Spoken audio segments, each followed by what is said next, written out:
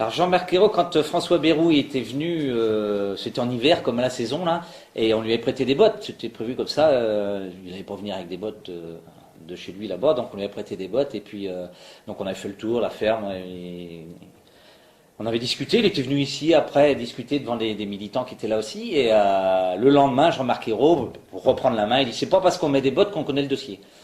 Par contre, on l'a repris aussi au mot en disant lui, il n'a jamais mis ses bottes pour venir nous rencontrer. On ne l'a jamais vu ici. Il n'est jamais venu ici. Il a sans doute survolé la zone parce qu'il a d'autres moyens que nous, hein, en hélico ou je ne sais quoi avec le préfet ou avec des hommes politiques, certes, sans doute.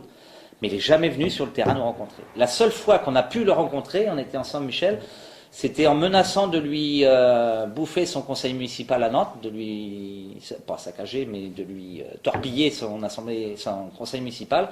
Il a accepté de nous rencontrer de 18h à 18h30 la veille au soir. Et il nous a écoutés, puis à la fin il a dit de toute façon vous faites ce que vous voulez, mais vous ne touchez pas à ma personne. Alors allez faire les manifs que vous voulez sur Nantes, mais ne touchez pas à ma personne. C'est tout ce que j'ai à vous dire. Au revoir messieurs, dames.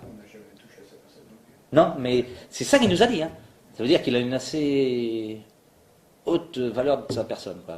Pour lui c'est viscéral au même titre que c'est viscéral pour nous, je crois. Pour lui c'est un combat, c'est son combat, enfin entre autres, il y en a d'autres, mais... C'est son bébé, il veut son buste à l'entrée de l'aérogare. C'est une image de dire ça, mais il le veut cet aéroport, il ira jusqu'au bout. Contre vent et marée, même contre l'opinion publique, il ira parce qu'il le veut. C'est lui qui l'a porté depuis le départ, enfin depuis Jospin, depuis 2000 que c'est relancé. Et il le veut, il ne veut pas céder. Pour lui, c'est un combat politique et personnel surtout. Et je crois que c'est ça. Et c'est pas lui qu'on arrivera à faire céder.